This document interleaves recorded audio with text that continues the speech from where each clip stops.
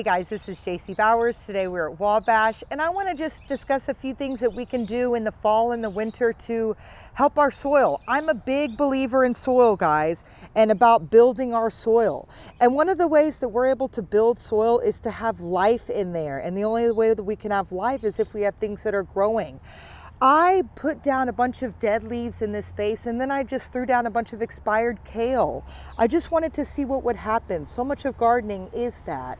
And then what I do is I'll just pull off these smaller leaves to feed myself and my hungry family. And then I'll still keep that inside of there because that bacteria and fungi is able to eat on those roots and provide nutrients, and I'm also able to take these and I'm able to get a bunch of greens out of them even through the cold.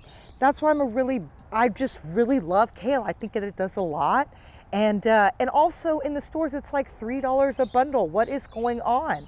So this is a way to feed ourselves and also feed our soil and feed the planet. So yes, come on by and definitely plant on.